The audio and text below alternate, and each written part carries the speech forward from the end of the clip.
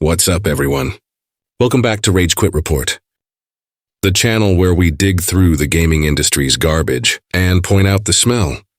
Today we're looking at PlayStation Plus's April lineup, and let me tell you, if this list was a buffet, the only edible thing on the table is Hogwarts Legacy, maybe Battlefield 1.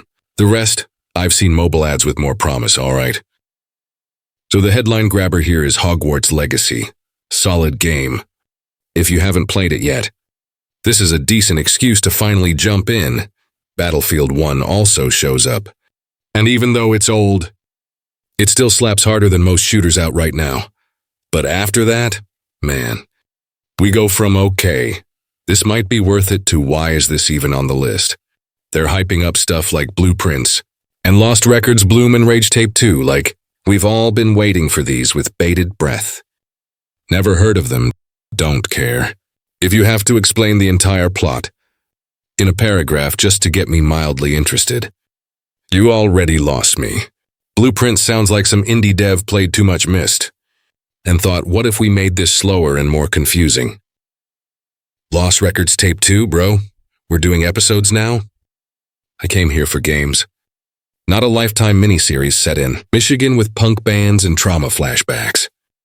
Then we got EA Sports PGA Tour. Ah yes, just what PS Plus needed. Golf. Because when I think exciting gaming lineup, I think chasing tiny balls across grass for 3 hours. And don't get me started on PlateUp, a restaurant roguelite. It's like they threw Overcooked, spreadsheets, and why am I even playing this, into a blender, over in the dusty corner labeled Premium. We've got Alone in the Dark 2, which, to be fair, is a horror classic, but it's from 1993. That's not retro, that's archaeological. War of the Monsters? Sure, it was fun.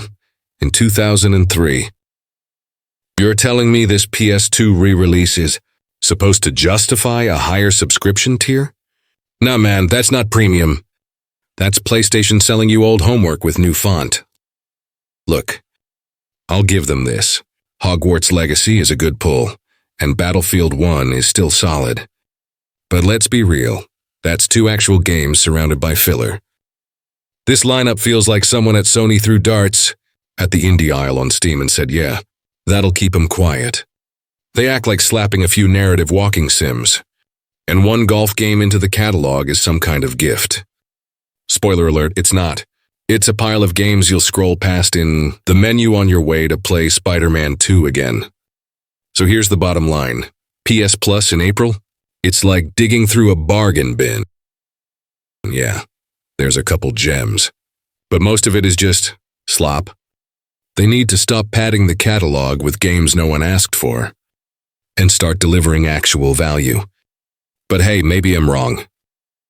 Maybe you're super hyped to play a time-traveling punk drama in Velvet Cove, or simulate cooking under pressure for fun. Let me know in the comments.